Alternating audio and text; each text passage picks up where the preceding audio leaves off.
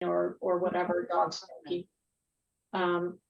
As you can see, we're now starting the recording, and thank goodness my husband is running this because it just makes life easier for me. What we had on the screen share were 3 books that are being promoted that Dr. Meeks has written, and we will show that again later in the meeting. Wanted to make sure that you all saw that first. My name is Amy Nijkamp. I am the president of the Sonoma County Now chapter, and I want to welcome you all. Very excited that you're here, very excited that we could bring in Dr. Meeks. And I wanted to give you just some background on, if you aren't familiar with the National Organization for Women, we are for rights, not just women's rights, but equal rights for all who are oppressed. And we've been around since 1966, I believe.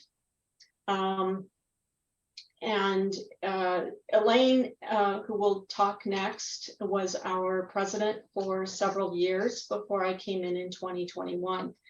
And I'm very excited and pleased to be able to work with Elaine as well. And she has been able to connect with Dr. Catherine Meeks, whom you all are here to see. So the only thing I wanted to let you know further is that we will be allowing you to chat questions to the hosts, and Rebecca is the person who is monitoring that chat. So if you will make sure to direct your questions to Rebecca's chat box, then she can keep up with that. We will take questions and answers after Dr. Meeks has spoken. And let's see, what else was I going to say? There was something else.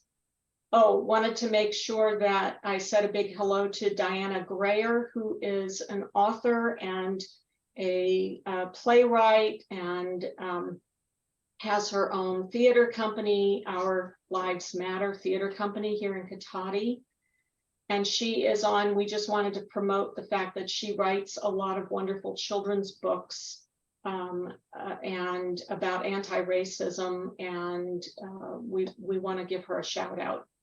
So I think I've remembered everything, but Elaine, if you want to speak next, go ahead and remind me. Thank you. To unmute yourself.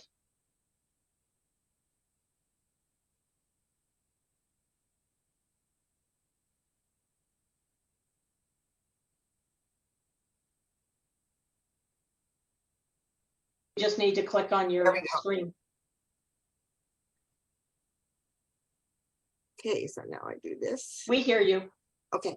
Well, first of all, I just want to welcome everybody to this wonderful, wonderful Zoom. I mean, I'm so honored to have Dr. Meeks on. I interviewed her on Women's Spaces, and it's just amazing, just an amazing experience for me, and also kind of lit a fire under me as a Caucasian woman, is, you know, what we all can do together to try to at least get to know one another and maybe stop this horror that goes on between human beings. So I want to welcome everybody, and just to remind you, this is being sponsored by the National Organization for Women, the Sonoma County chapter, and also by Blacks United. Sonoma County Blacks United is also another organization that is supporting this event. My dear friend Nancy Rogers, she will say a few words in a minute or two, and also Women's Spaces. So I'm going to talk just 1 second about Women's Spaces. I record out of the first national community radio bilingual station, which is right here in Sonoma County, KBBF 89.1, every Monday from 11 to 12 o'clock, and also repeats at the evening at 11 o'clock. And also, just to let everybody know, this is National Women's History Month, and I hope Molly McGregor's on here, and it was born here in Sonoma County. And also Blacks United, which is a wonderful, wonderful group of women that come together trying to educate the community. So I'm going to turn it over now to Nancy. Where are you, Nancy? And if you could say a few words about Black United before we start. Okay. Okay, thank you, Elaine. Hello, everyone. Like Elaine said, my name is Nancy Rogers, and I am the chairperson for Blacks United and the president of the North Bay Black Chambers of Commerce. I want to thank Elaine and Amy at Now for the opportunity to collaborate on racism. And it's also a pleasure to welcome Dr. Meeks. I look forward to listening to her words of wisdom regarding racial healing. Blacks United got started in 2020 after the uproar of George Floyd's death. I felt that we had to do something in Sonoma County. So I called a meeting to discuss with the Black organizations how we can have a voice in the community and to be at the table to discuss racism and other conversations that needed to be talked about. I felt deeply that we didn't have any Black voices attending meetings where all the decisions was made, the decisions that affect our lives, but only one side is heard because we're not at the table. Blacks United was created out of these conversations that we continue to have today to keep us informed and help us push forward. So I want to thank everyone for coming today, and I hope you enjoy the conversation with Dr. Meeks. Thank you, Elaine. Thank you so much, Nancy. It's such a pleasure to have you on. I really appreciate it. And like I said, we did a shout out for Diana Grayer, who's on, who writes some wonderful, wonderful children's book here in Sonoma County. So if anybody is interested, please put your name in the chat and your email, and Diane will get a hold of you. And also, if you are anything interested about Now, if you want to be on our newsletter or you want to find out about our meetings, please put your email in the chat, and we will definitely contact you. You know, Now is very important. It's the National Organization for Women. Women are on the chopping block. We must come together. We must organize, and we must speak out. You know, that's the whole idea. Well, without further ado, I would like to introduce Dr. Catherine Meeks. And if you mind, is it okay with you, Dr. Meeks, if I tell folks just a little bit about you? Of course. Catherine Meeks brings 4 decades of experience to the work of transforming the dismantling of racism work in Atlanta. She is the author of 6 books and 1 inspirational CD. A sought-after teacher and workshop leader, Catherine brings 4 decades of experience to the work of transforming the dismantling of racism. The core of her work has been with people who have been marginalized because of economic status, race, gender, or physical ability as they pursue liberation, justice, and access to resources that can help and lead them to health, wellness, and more abundant life. Her latest book is The Night is Long, but Light Comes in the Morning, Meditations on Racial Healing. And she is the editor of the best-selling book, Living into God's Dream, Dismantling Racism in America, and co-author of Passionate for Justice, Ida B. Wells, as a prophet of our times. I mean, I love that, Ida B. Wells, a prophet of our times. This work grows out of her understanding of her call to the vocation of teacher, as well as her realization that all of humanity is one family. All of humanity is one family which God desires to unite. She holds a master's degree in social work from Clark Atlanta University and PhD from Emory University. Welcome, Dr. Meeks. Welcome, Dr. Catherine Meeks, to Sonoma County and to this wonderful Zoom. Thank you so much. Well, good evening, everyone. I'm here on the East Coast and it's 9:15. And it's been a long day. So I'll just highlight that for you.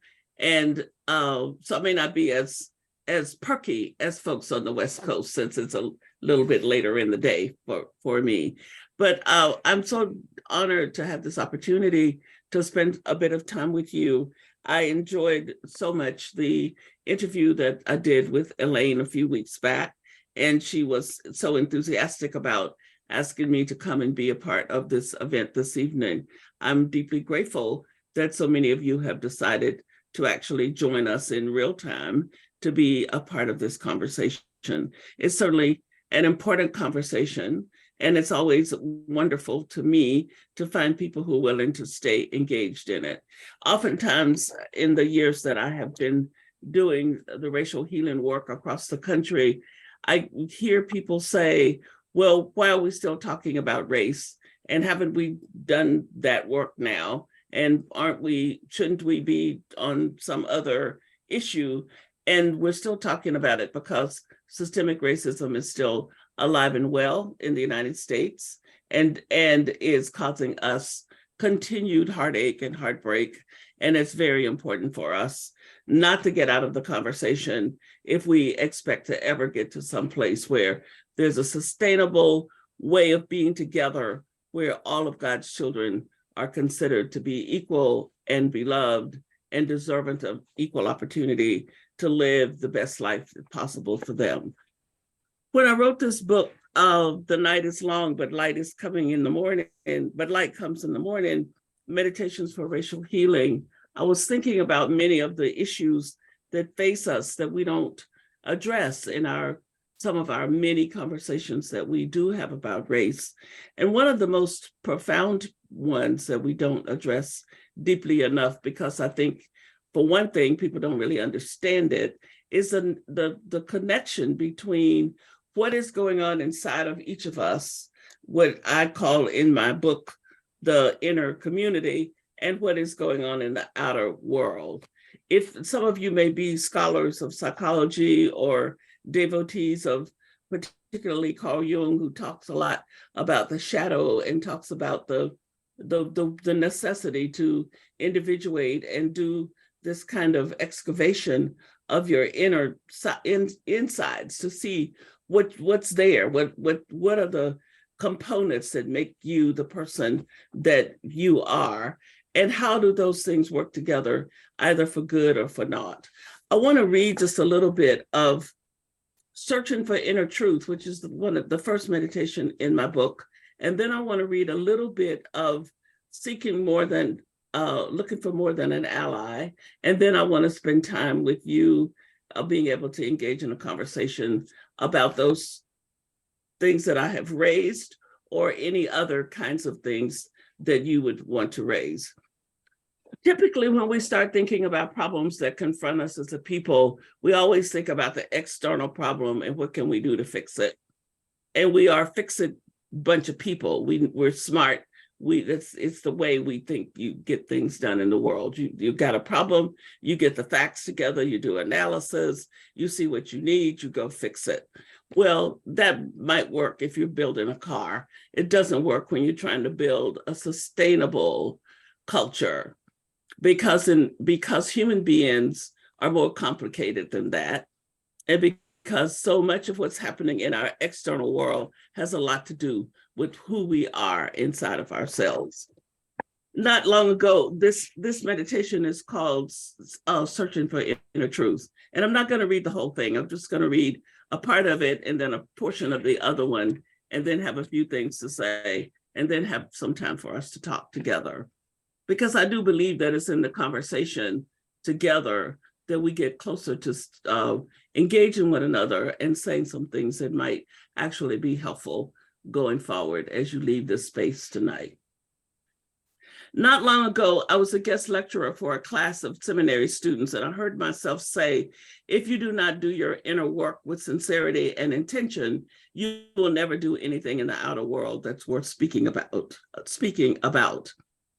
Later, I thought more deeply about what I had said. Have I spent the past 5 decades teaching, thinking, writing, and interrogating myself about the work of racial healing and what I believe it will take to find a sustainable remedy to heal the damage that has been done by racism across the planet, and come to believe that the only way you're ever going to do anything worthwhile is to work on your inner self? And I've realized the answer is yes. That is where I am. That is where I have come to stand.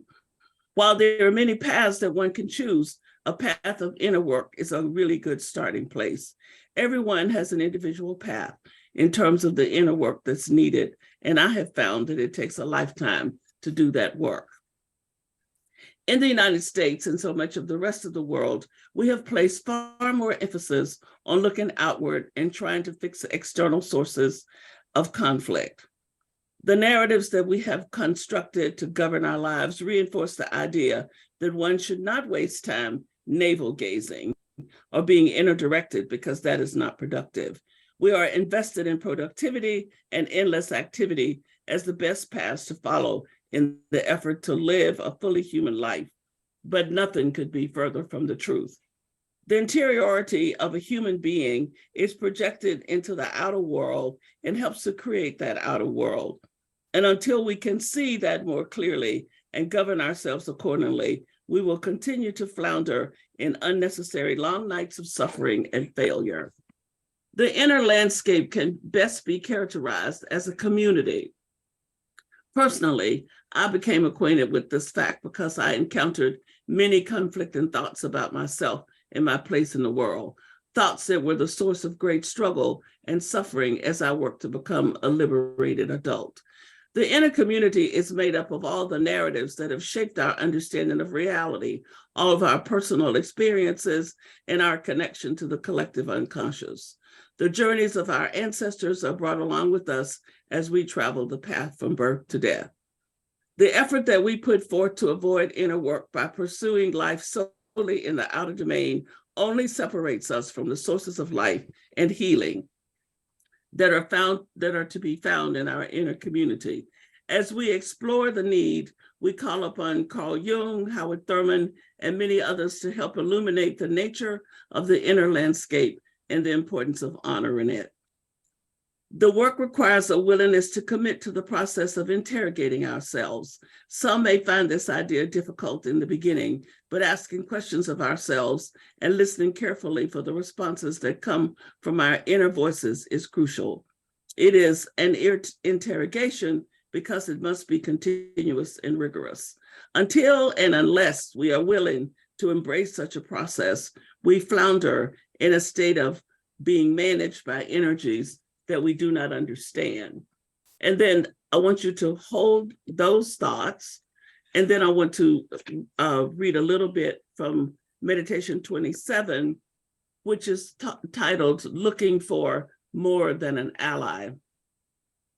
In the world of dismantling racism and talking about race and talking about racial healing, there's a lot of talk about people being allies, white people being allies, or perhaps even people of color being allies with other people of color, simply because of the cultural differences. We often sometimes think the differences are really greater than they really are.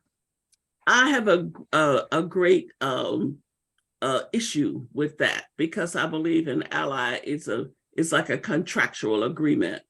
And you can decide to be present for one event, but then when things get tough, you can go on down the road.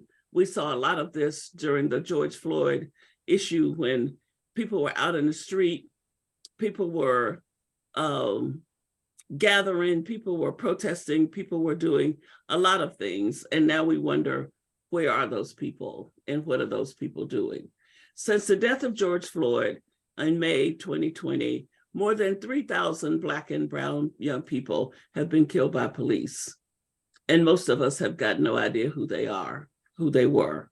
We have not heard about them in the news because most of their lives were not deemed important enough for there to even be a news report about them. So allyship allows you to show up for the big event, for the street event, for the media event, and then you can go back to business as usual. I want to lobby for people to be pilgrims with each other, to be fellow pilgrims. A pilgrim is someone who is in it, is on the journey, who's in it for the long haul. And this is what I have written, a little bit of what I have written about that. Ponder this. If you were dying, who would you prefer to be accompanying you on the journey? An ally or a fellow pilgrim? A fellow pilgrim is one who holds you in their heart and shares your pain and joy to the very best of their ability, no matter what it requires.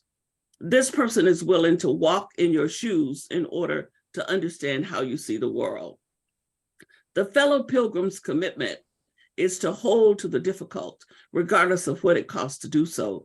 There is no thought of abandoning the relationship because it is clearly a connection at the soul level, and it will not be broken by external circumstances that might cause inconvenience.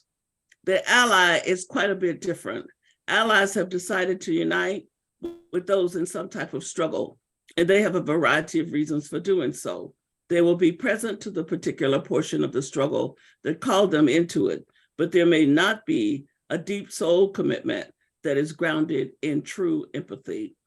That empathy and commitment are essential to help create a space for sustainable racial healing. While it is difficult to know or judge the exact process a person follows to arrive at a particular place in their life, clearly the process of deciding to be an ally is vastly different from that of deciding to be a fellow pilgrim. In my experience, it has seemed that becoming an ally is more grounded in the energy of transaction rather than transformation. But pilgrims take that next step.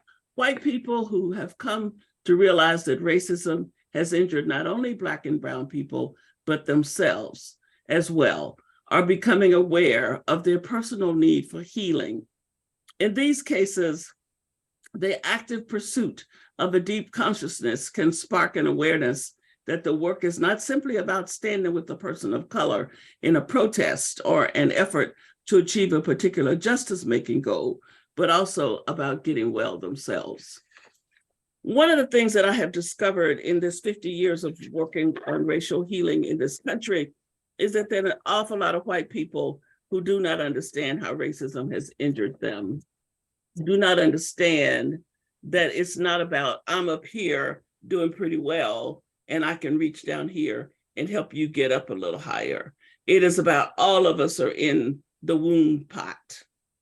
All of us have been wounded, and all of us can say, when we have caught glimpses of the bandage closet, we can say, come with me, I can show you some bandages. But you're not without need of the bandages yourself. And that's a part of understanding your inner self and also understanding what has happened to you because you've lived in a society that's stratified on the indefensible principle of some human beings being superior to others. Even that notion, that premise itself is a wounding idea, that there would be some human beings that are more valuable than other human beings is a wounding idea. It's an idea that's indefensible. It's an idea that has no basis. It's an idea that only gets you into trouble. And so if you carry that idea inside yourself, it leaves you vulnerable for a lot of different kinds of injuries, which is often not thought about so much in some circles anyway. So one of the things that I'm always lobbying for is to get people to pay attention to the conflicting notions that are in your head. You know, Flip Wilson, some of you are old enough to know who Flip Wilson is. And Flip Wilson used to say, no matter what he got caught doing, the devil made me do it.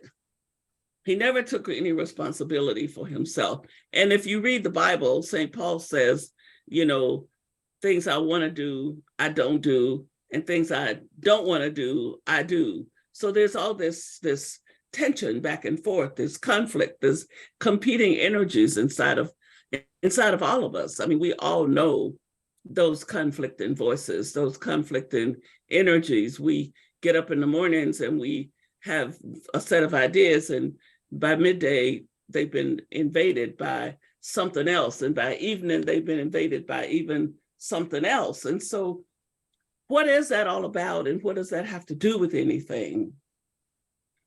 If you don't get a hold of those energies, if you don't get a hold of those voices, if you don't interrogate them and try to understand what they are and try to name them, then you get caught with having to assign the ones, particularly the ones you really don't like, you assign them to other people. You make other people responsible for yourself. You make other people responsible for your behavior. You know, people say, if they would act right, my life would be better. Well, maybe, but your life is probably not going to be any better until you take responsibility for it yourself. Because there's people and things external to you are not at the core the main reason why you are the way you are. Now, there are circumstances that are more pleasant, some circumstances that are more pleasant than other circumstances. All of us know that. It is better to live in a comfortable place and it is to live in an uncomfortable place.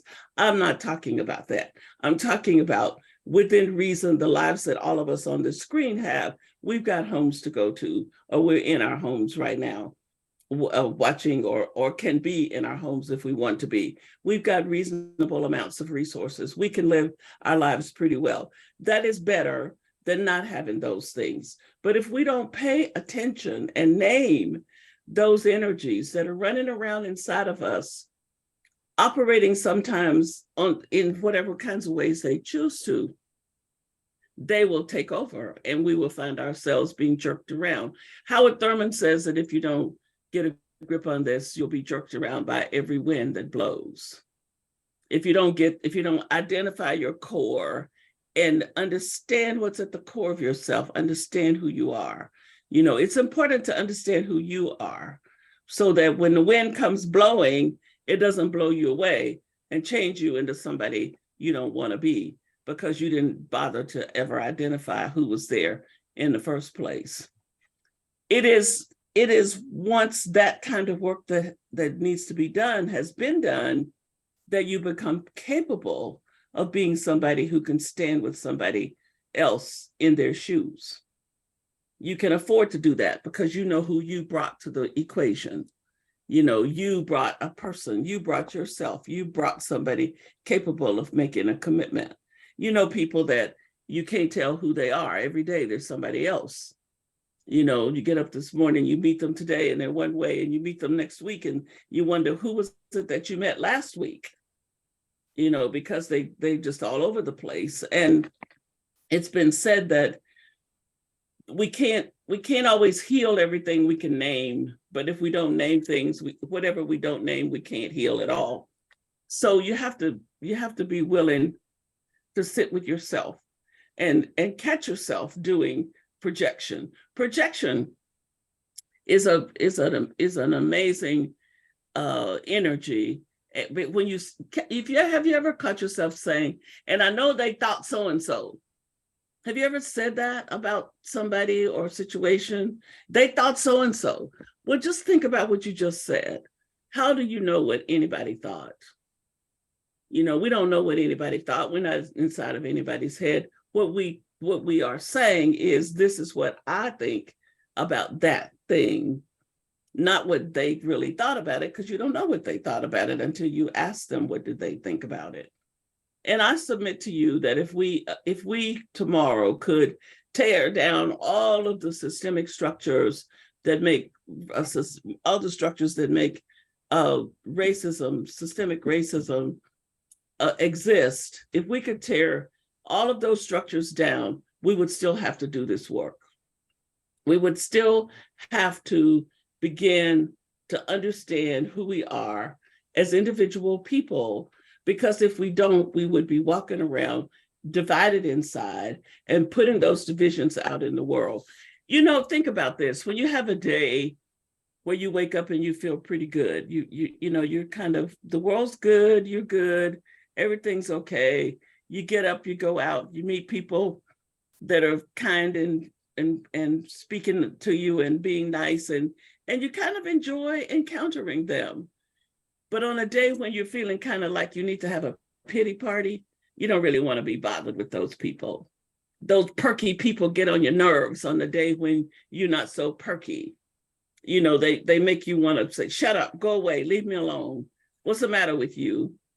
Why are you acting like this or whatever? So it's really important to think about how whatever is happening inside of me is impacting what's out here.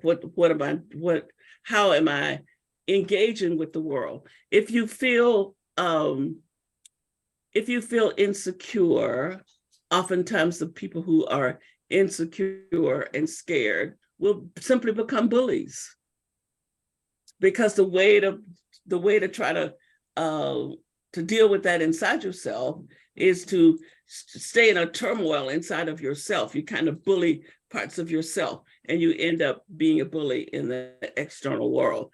I know that Carl Jung is probably turning over in his grave as I try to tell you all of this in a few minutes because he spent a few decades of his life figuring this all out and writing about it. But what I want you to understand is that the way you see, you know, the philosophers say that the way you think is who you are.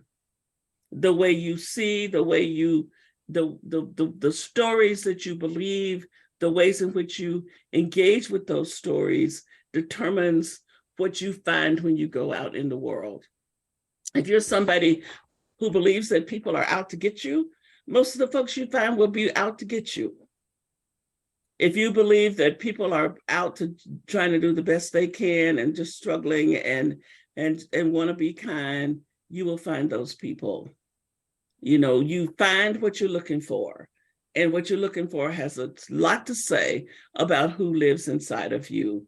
And so exploring that territory is directly related to being willing to let everybody be a blessed, free, equal child of the Creator on this earth, and not have to have some people be better than other people, because you have confronted yourself and you bring yourself to the table, and you don't need somebody to be less than for you to be who you are, because you know who you are. And it is not contingent of anybody else being anything except who they are. Actually, what you enjoy finding is people who do know who they are, and people who can stand in that and be strong and be clear-headed. That it makes you feel good because you like to meet people that know where they're going and who they are. Now, when it comes back to this ally business, it's so cool to be an ally if you don't want to be committed. You know, you can go out and do a little bit of stuff and you can feel pretty good about it. But then when the kitchen gets hot, you can leave. You know, and so the folks that are in the struggle, the people that are suffering, the people that are trying to work for liberation need to believe that you'll be around even in the hot kitchen, that you won't leave when the kitchen gets hot, that you will be there. My mom used to tell me, you know, don't trust white people, because when they find a better person than you to be connected with, they'll throw you away. Well, she might have been right about that. I don't know. But I found white people who were willing to be fellow pilgrims with me. And so I then had to interrogate that narrative that I had been taught, because now I had information to the contrary. That is how the healing occurs, when you pay attention to what are the stories that I have built my life around? What are the things that I have believed? How did I come to believe those things? Where did I get these stories from? And have I found information that verifies this, or have I found information that says I need to think about this again? And whatever answer you've got to that question has a lot to do with how you go forward in the world.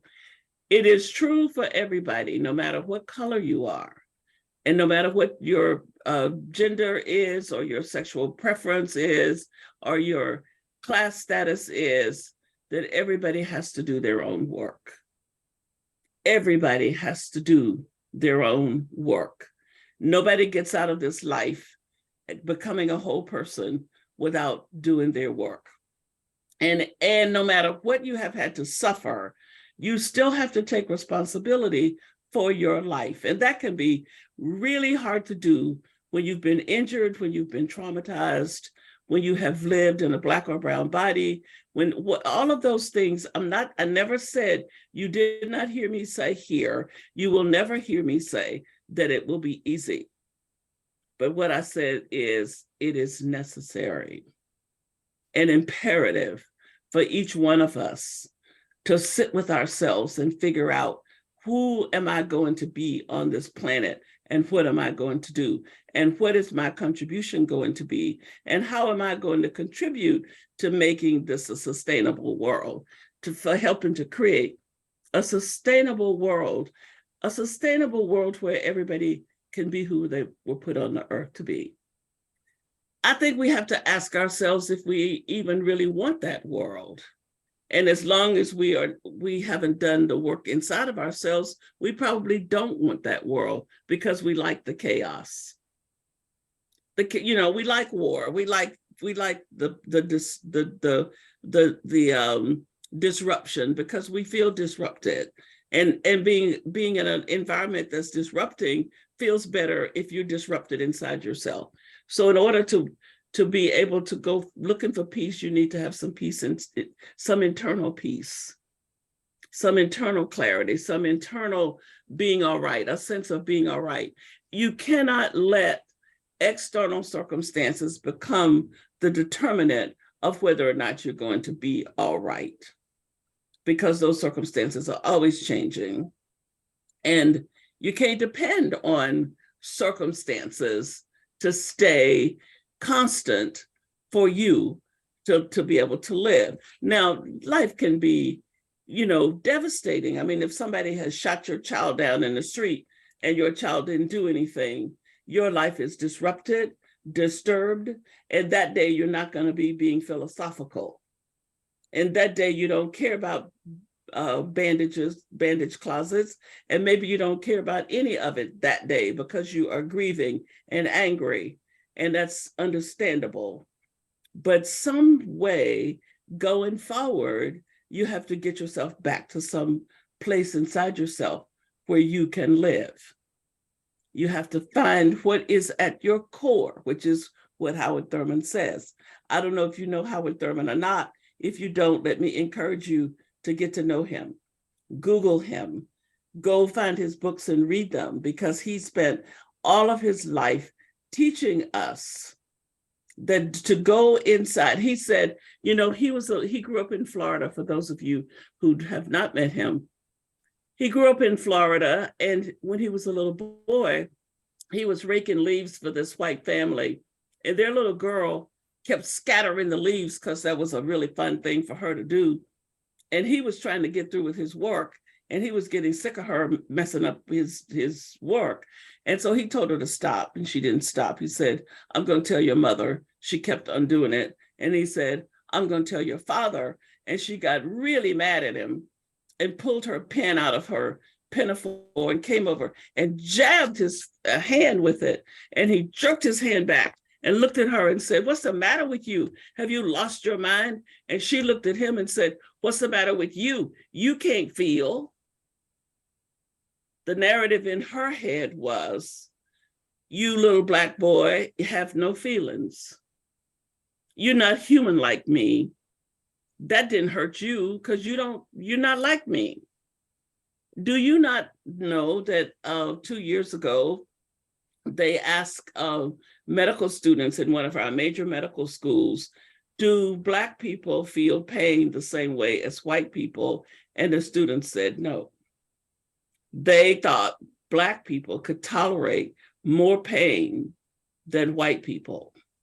So that idea of difference to that extent is still around in the 21st century. And Howard Thurman said, in the face of that kind of reality, I knew that I had to go down into myself and find the core of myself and protect it from the stuff that was external to me.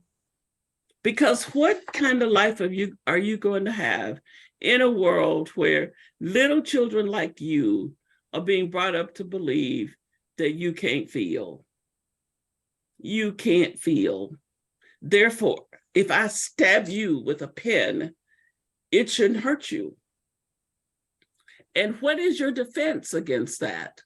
You can argue that you shouldn't have to have a defense, that shouldn't be the way it is.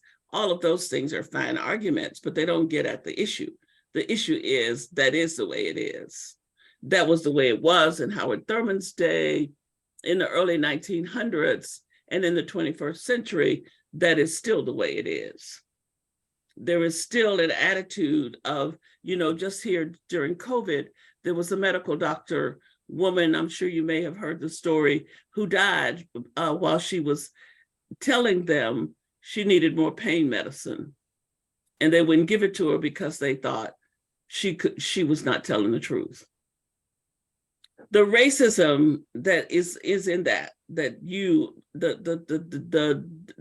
coming to the real the conclusion that you don't feel the same, we don't feel the same way, which contributes to the inability to be empathetic.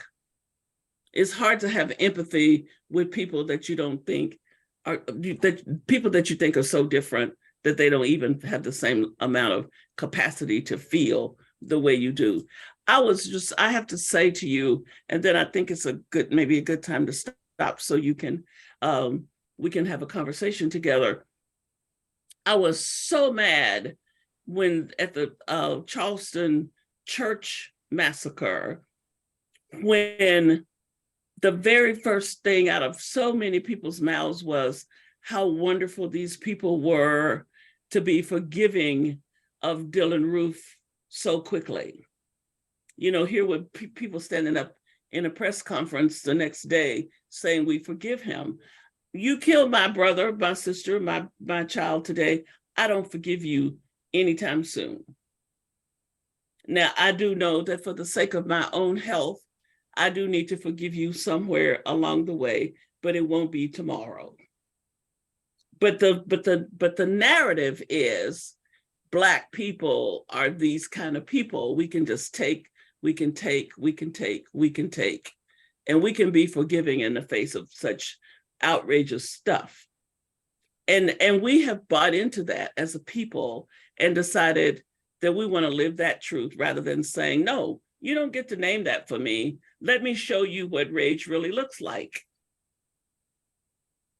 And now you want to be a pilgrim with me on this journey, then walk with me and hold my hand and let me live through my rage into some other place. Do you see what it means to be a fellow pilgrim?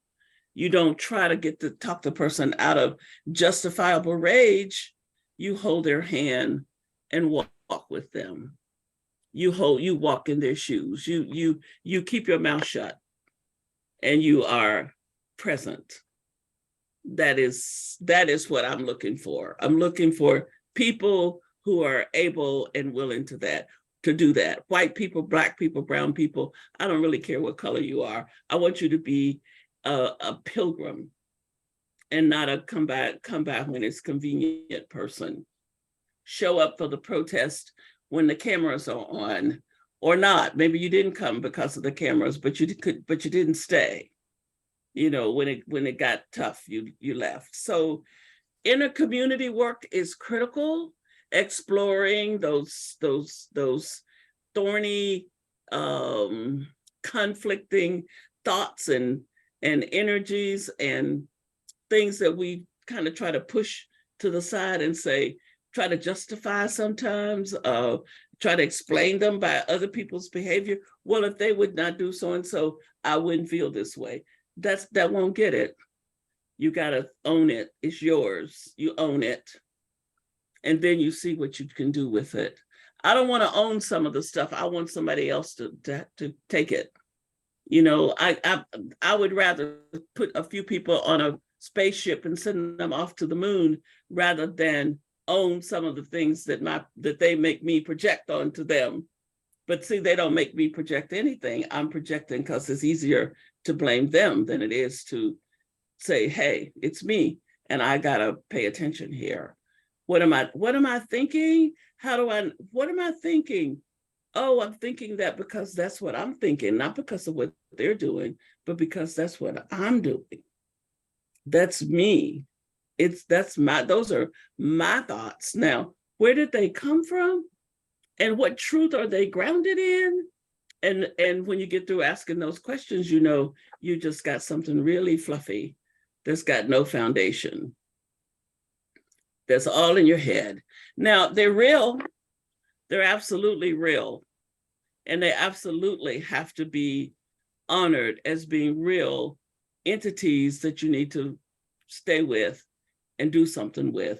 Well, how do you do that? Spiritual direction, psychotherapy, counseling, listening to your dreams, paying attention to the conflicts you have. I mean, there's all kinds of ways to pay attention, to grow, to become the whole people that we need to become. And it's those people who do that work that are ready to do the racial healing work. Because now you're not out trying to save other people. You're not trying to project onto other people. You're not trying to run from something. You're bringing your whole self to the table. And you're saying, here I am, and I want to do what I can to create a world where there can be transformed people, where there can be people able to be with one another as equals. Here I am, ready to be somebody who can walk a mile in your shoes without criticizing you because of the way my feet feel. Why don't I stop right there? Because I've been talking a long time, I think longer than I said I was going to talk. And then let's hear some questions and engage in some conversation. I think maybe I said a few things that you could ask a few questions about. That was truly amazing, Dr. Meeks. And so powerful that what I'm remembering is your ally versus pilgrim, and not acting as a transaction, but being transformed. And right. That to me is my biggest takeaway. Elaine, did you want to say anything? Otherwise, I'll have Rebecca read some questions or comments. I know that some have come through. You're muted, Elaine. Muted.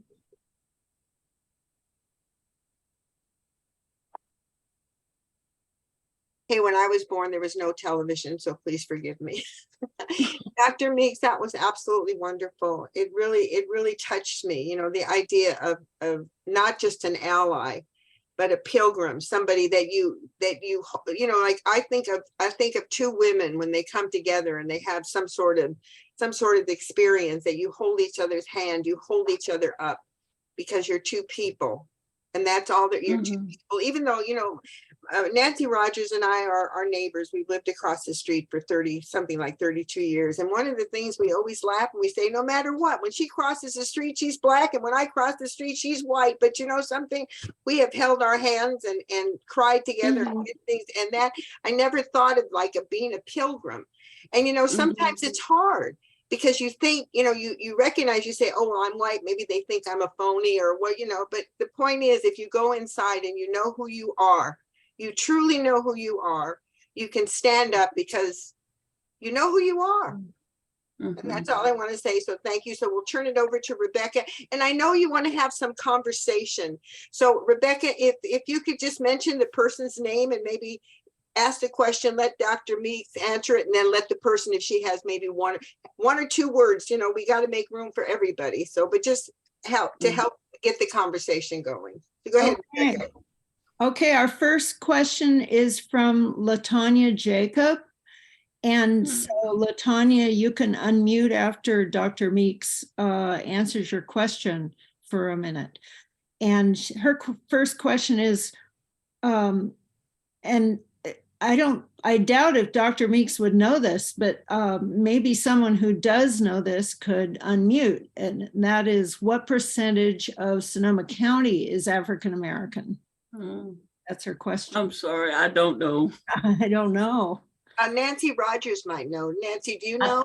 I think it's 2%. And there's somebody's hand up here, Mr. Pierce.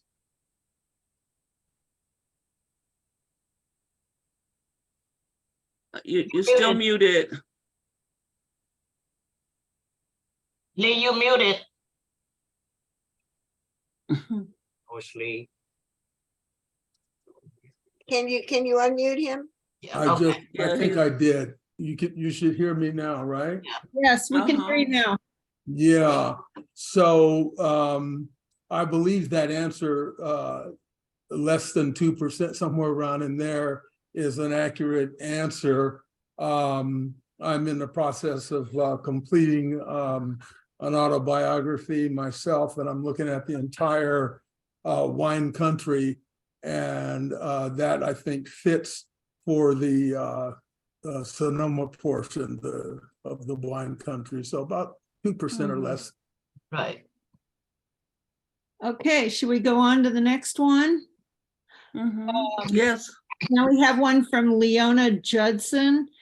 You made reference to a bandage closet. What does that mean?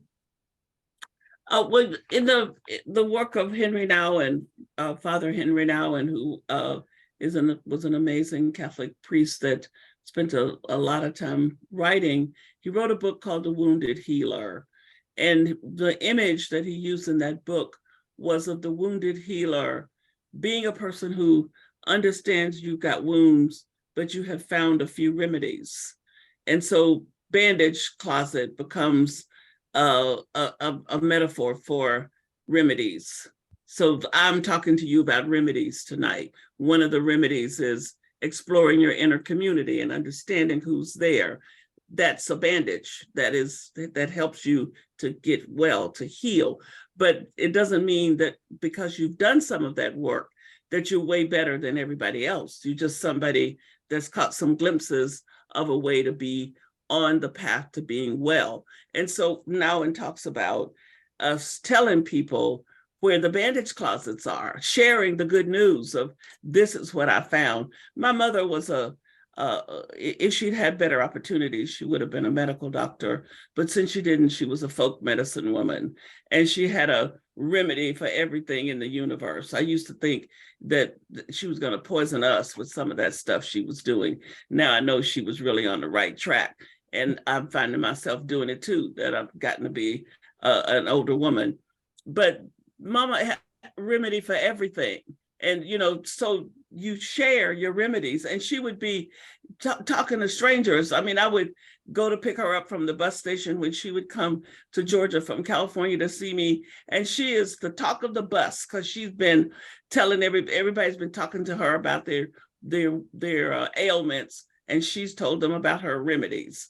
So glad to share the good news of this few glimpses that I have caught of some remedies, but I'm understanding full well that I'm still on the journey myself. I'm still getting well myself. I'm not there yet. It's going to take me some more work, and I'm willing to be working, but that doesn't keep me from telling you what I have found that makes the journey a little better.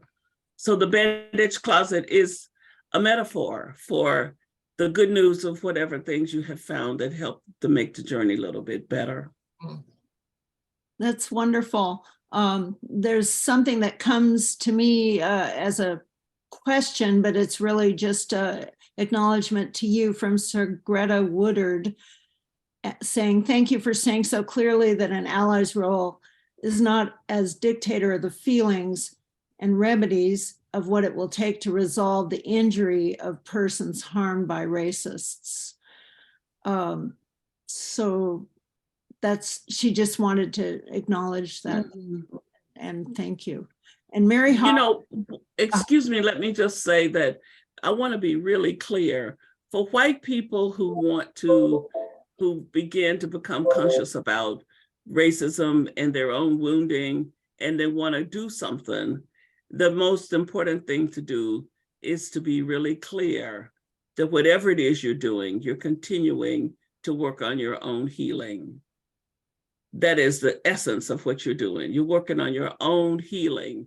And whether you're helping to run a soup kitchen or build affordable housing or teach little kids to read, you're working on your own healing. And if you keep that clear, it helps you to stay off of the hubris horse. It helps you to not get carried away with being a do-gooder in the world. You are still trying to get well like everybody else. And it can get to be, we talk about toxic charity and a whole lot of things. And all that stuff just ends up to be a bunch of language that keeps us from naming the real stuff.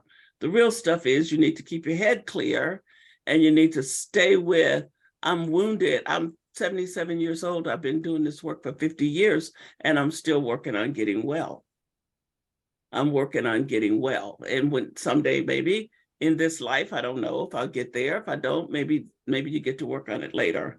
But I'm going to work on it until I don't. I'm not here. So I'm sorry, Rebecca. Go ahead. No, that was great. Here's from Mary Hoffman. Given the recent resignation of several local government officials because of microaggressions and other forms of racism by colleagues and associates, how do we best stand as pilgrims with them? Yeah. Well, my best answer to that is that you need to go talk to them and Yep. ask them. I have no idea. I don't know those people. And I think that the only answer to that question is to go talk to them, to go ask them how can we be with you? What is the best? Because I can sit here and tell you a whole bunch of stuff and none of it will be anywhere near what they might be wishing for. And that's one of the big mistakes we make every time we want to help somebody. We think we know what to do rather than, can I just come and sit with you and let you tell me what I might can do to help you? And maybe nothing. Maybe they'll say nothing. We want you to go away and leave us alone. And if they do, then you have an answer. But if hopefully they wouldn't say that. Hopefully people would honor that someone had the courage to come and say, I want to ask you how I can be with you, or I want to be with you. And I'm not trying to fix it, justify it, make it better. I just want to be present. Can I do that? And the person will let you know whether you can or not. Okay, here's one from Rich Randolph.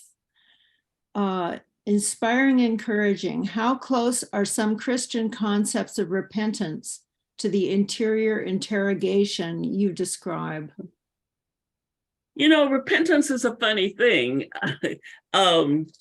You have to be careful being punitive to yourself, because when you start that, if you don't watch it, then you project that onto other people and start wanting to make them repent. So I think that waking up, becoming conscious, letting the light shine on the wounds, for me, contributes to healing. And maybe repentance and healing go like a hand in a glove, that the more healing you have, the less likely you are to keep on doing that thing. Because repentance means that you have a new way to see. You have a new way to see, and your new way to see hopefully will help you act in a new way. But we're so punitive in our culture, and we want to punish. We punish ourselves and punish everybody else. That's why we have such a rotten prison system, because we can only think of punishment rather than how could we really help people have a second or third or fourth or fifth chance at life. But so I've been a Christian for a long time, and a lot of the stuff I think we need to put away and think of something else, because we have interpreted a lot of that to fit a lot of stuff that needed to be healed, rather than turn into it to let it become the source of healing. If you fool around in that Christian world, you'll get disrupted and turned upside down if you tell yourself the truth. If you decide you can make up stories and maybe manage not to turn yourself upside down, but I don't choose to try to make up a story to do that. So I want to say that letting the light shine on the wound so that the wound can get better leads to changed behavior, which equals to what we might think of results from somebody repenting because you turned yourself around. You turned around because you got well, or you're getting well. You're acting differently because you see differently, and you're empowered differently, and you can actually do something different. I have a friend who works with people that are struggling with not living without shelter and living with addiction. And the person is so judgmental. And I have to keep saying, why are you doing this? Do you do this so you can judge other people? What is because people, most of us half the time are trying to do the best we can do until we can do better. And we need to have a little grace, give a little grace to people, but we give grace to people according to the amount of grace we accept. So if I'm willing to be gracious to myself, I will be willing to be gracious to you.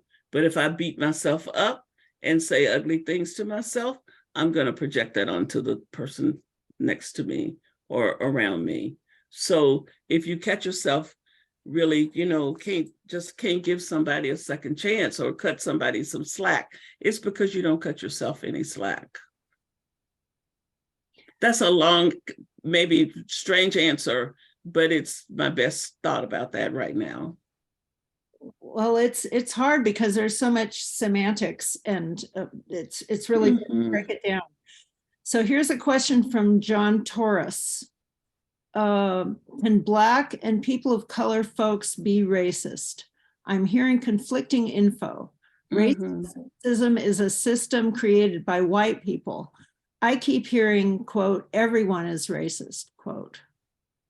Well, people, that is such a, it is a complicated thing. And I think what can happen is, if it depends on how you define racism in the first place.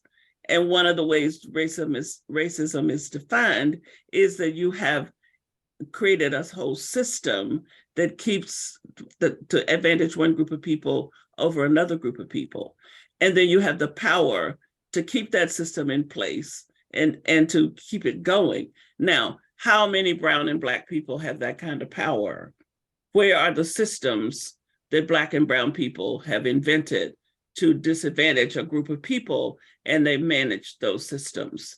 So I think I think of racism as a system, not as an individual. There's individual prejudice.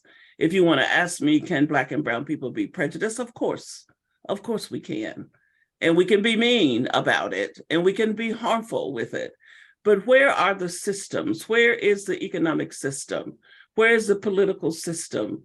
Where is the educational system that Black and brown people have put in place and run, and they don't let anybody other than Black or brown people participate in it?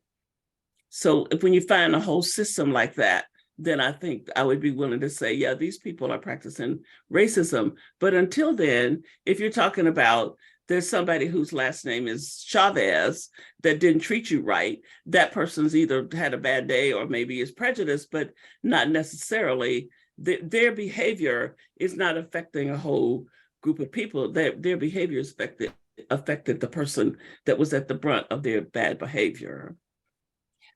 Okay. Here's another one from Latanya Jacob. Do you see a correlation between people who are baptized in and regularly attend an Episcopal church and racism? What's the first part of the question? You see a correlation between people who are baptized in and regularly attend an Episcopal church and racism? Like what? Well, go ahead. What connection would there be between being an Episcopal and being racist? I guess that is. Well, there are plenty of racist white Episcopalians. I mean, if the question is, does the Episcopal Church have to deal with racism? The answer is yes. Now, but I don't know that we're any more racist than any other group, any other denomination, actually. Well, I think that's true across the board. I think Christianity has a bad reputation when it comes to, it was Christians on Sunday morning getting out of church early so they could be in the town square for the lynching in the South. That paints a pretty bad picture of folks who claim to be Christians. So I don't know that I think there's any particular correlation. I just think that, our religious systems have been set up in ways to protect the systemic racism in the country. That white people with power have become complicit with whatever system was being created. That system was reinforced the notion of racism, the systemic, the inherent superiority of white skin across the board historically. And so the religious communities did not escape that way of thinking and participated in very bad ways. You know, in Ghana, we had a chapel up above the slave holding pen, so that up here they're having church, and down here they're holding slaves that they're getting ready to ship out to come to be a part of the transatlantic slave trade. That's pretty bad. That's pretty bad. And not to be able to interrogate yourself to the point of thinking maybe you didn't want to live that way is hard for me to even imagine, but that did happen. And it happened a lot of places. And it was not just Anglicans that were doing that. There were other denominations too. Okay. Oh, my chat box keeps jumping around. There are more and more people coming with questions.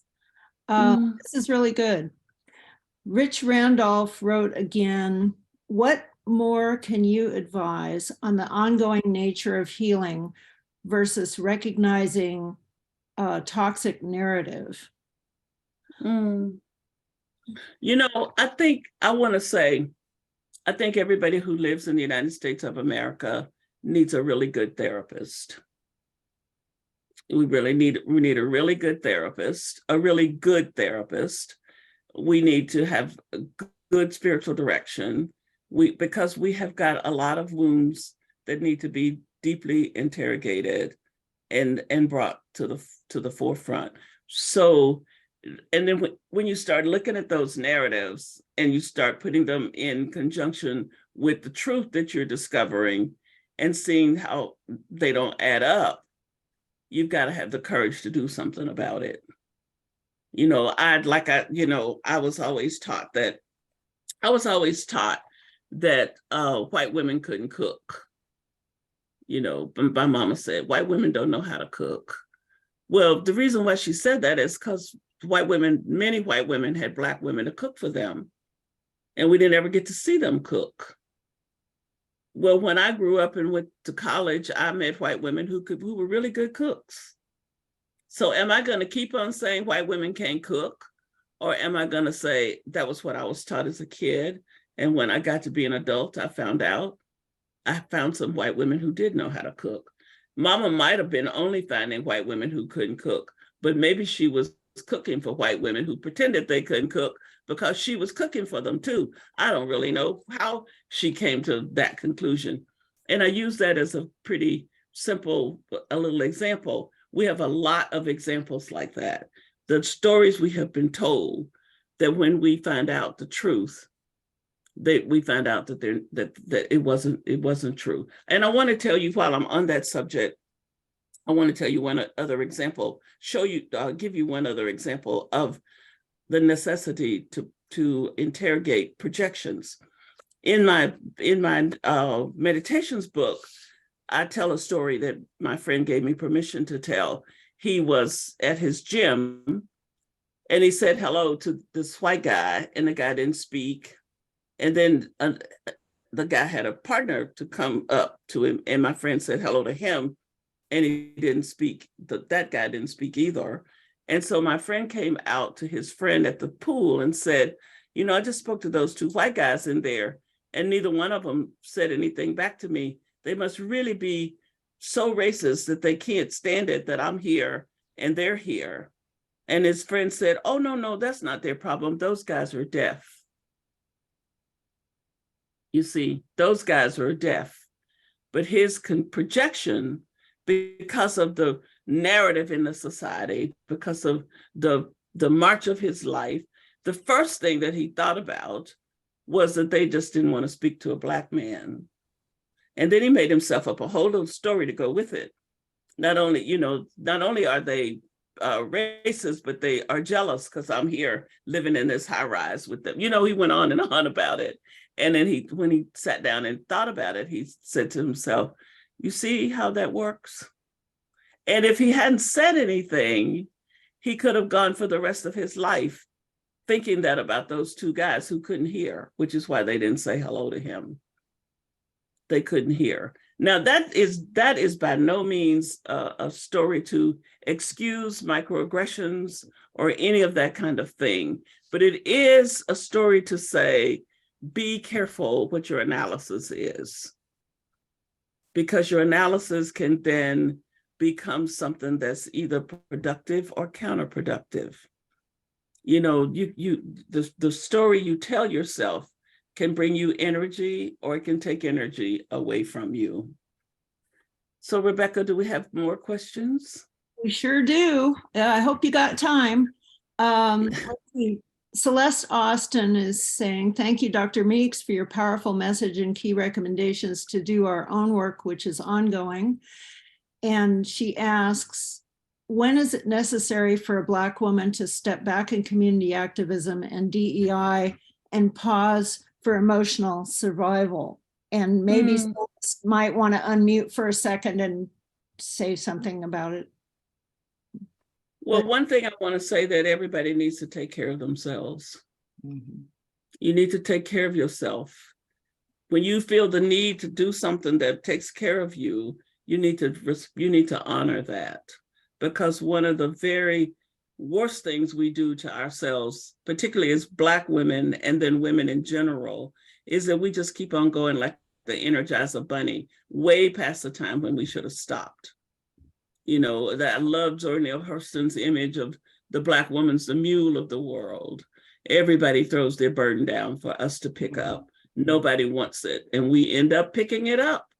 And not only do we pick it up, we try to carry it, and then we try to carry it with grace and act like we've sort of thought it was okay to be that beast of burden. So it's very important to assess where you are in your own journey and what you need, and to claim it, and to step aside to do whatever you need to do to take care of yourself. We as Black women have one of the shortest life expectancy rates of anybody in the country, and wonder why that is. Because we don't get the care we need, and we take on so many burdens that we should have given back to people. So my children laugh at me, because the older I get, the worse I get about this kind of stuff. But they said, one of these days, Mama, we're going to come home and you will have bought a motorcycle. And I said, what makes you think that? Well, you just getting so free, well, it's time. I'm 77. If I'm ever going to be free, I better get to it. So it's important to say, this is all I'm going to do. And you don't have to explain it. You just say it. It's your right to take care of yourself. So I want to say that to everybody. We all need to do better taking care of ourselves. We need to we work ourselves to death in this country, because we've been told that unless you're producing, you're no good. In many, many, many, many different kinds of ways. And so everybody then is trying to see, how good can I be, and how much better can I be than the next person? And rather than, let me see what makes sense for me and for the life I'm trying to live. I really appreciate that. And part of what I already know is to practice radical self-care. So Absolutely. That is part of my daily living. It just seems in these times, there's so much to navigate in this, what feels like an upside down world at times. And what you just spoke about was something that was proven in the portrait of Sonoma County, which was this report that came out and did the indexes of people's lifespan, about their ages, about education and all that. And I tell you, my sister, we were just really moved and furious and scared to find out that the life expectancy of African-American people went down 10 years from the last time this report was done. And the NAACP and the Black Forum, and we all really looked at that and said, whoa, what is it that we have to change? What is it that we have to do for ourselves and for our community? Yes, and that is scary. And one of the first things we have to do is be better to each other. Woo, thank you. We have to be better to one another. We have to become more supportive. We have to be more caring. We have to give each other more slack. We have to be more loving. We have to be more generous. We have to quit living out the master narrative with one another. We have to stop allowing racialized trauma to feed the relationships that we have with each other. That's the first thing. People of color need to stop carrying the narratives of racism into our relationships with each other. That would help us significantly. Okay, I've got a question from Diana Grayer. How do you feel about the word minority when describing people of color, especially Black people? I love this. Don't discourage my rage. Understand it. Many white people don't get it. Yeah, I don't know what the question is about the minority. I mean, if I don't find that the word. I understand, but I don't know what about the word. I mean, it's not a derogatory word. So I don't really know what the person's question is about that. Yeah, maybe.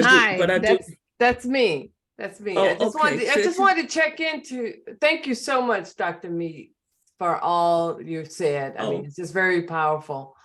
Being a therapist, I really understand the part about who am I really? That's a question I've asked myself for years.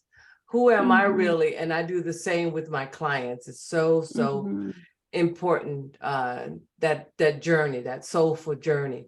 But the word minority has been on my mind for a long time now. Every time I hear it, I cringe. You know, when people do you know why? It feels like it feels a negative. It feels like you're down below and everybody else, white people, are up above. And that's just something I've been, tackling, trying to understand that part of myself around, the soulful journey of understanding. But the word minority is something about it that just makes, that triggers something in me. That I think it's a category that puts us below. I think I can understand that it would be better to talk about specific groups of people rather than lumping everybody into one bucket, number one.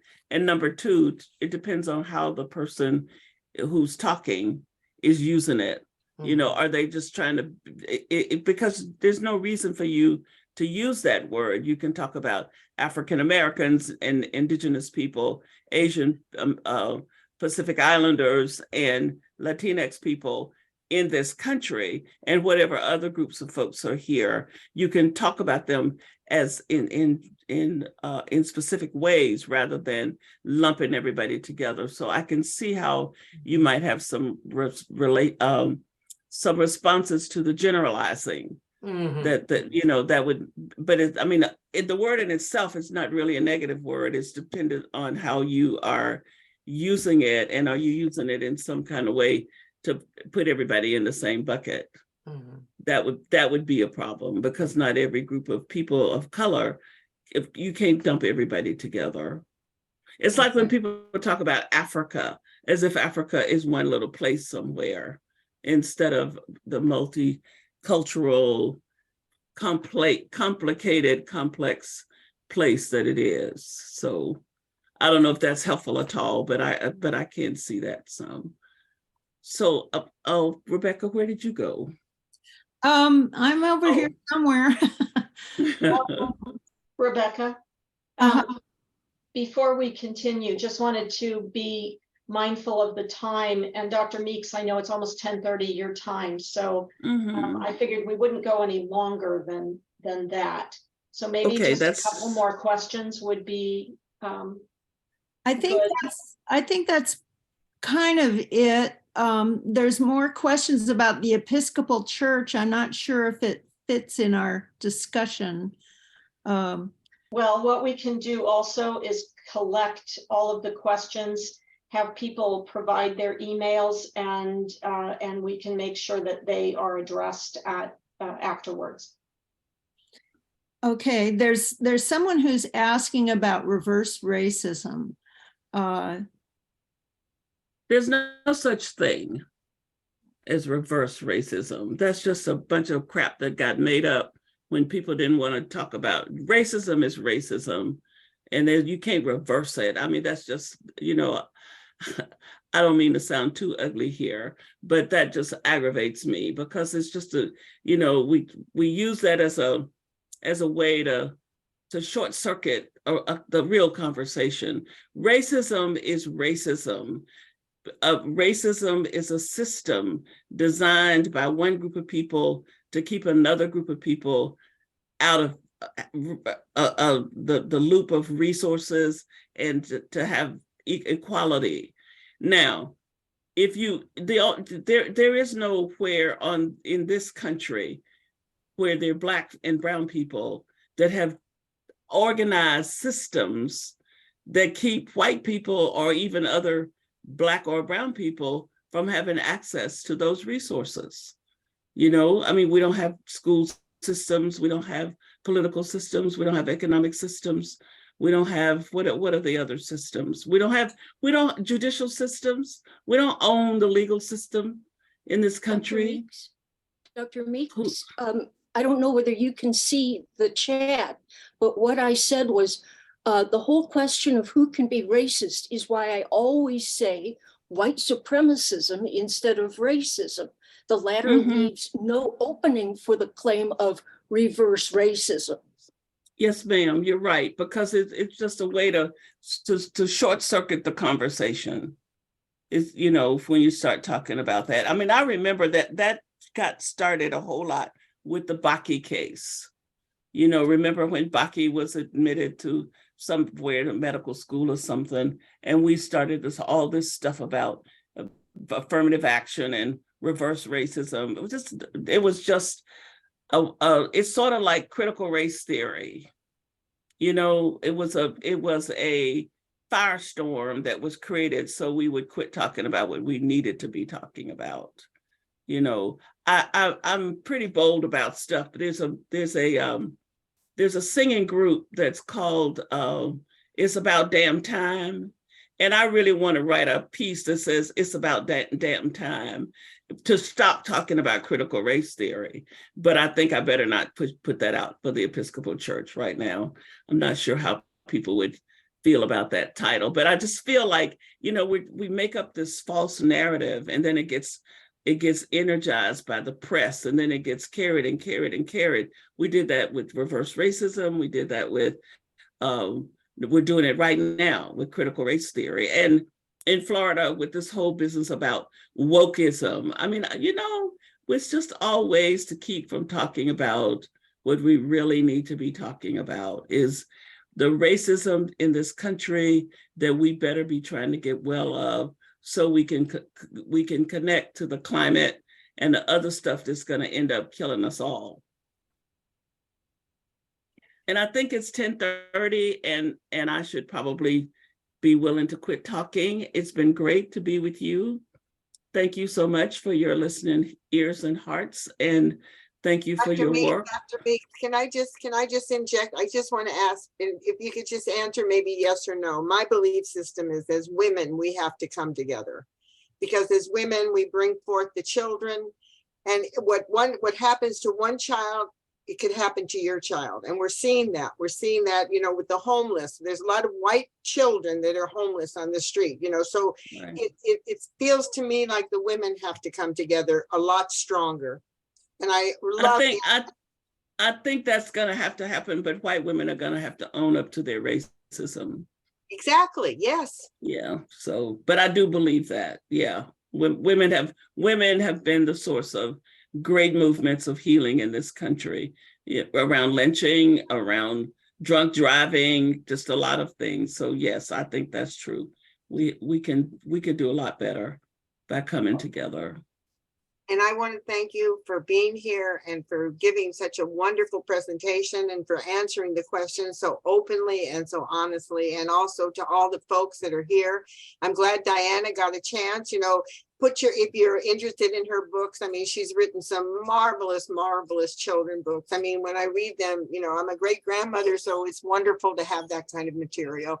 So thank you so much, Dr. Meeks. Thank you so much. Well, thank you all, and thank you for your willingness to be on the journey. And I look forward to maybe encountering you in some other way as we go along toward trying to become, all of us trying to become more well. And just remember to be a half a shade braver. Yes, well, thank you. Thank you. Thank you. And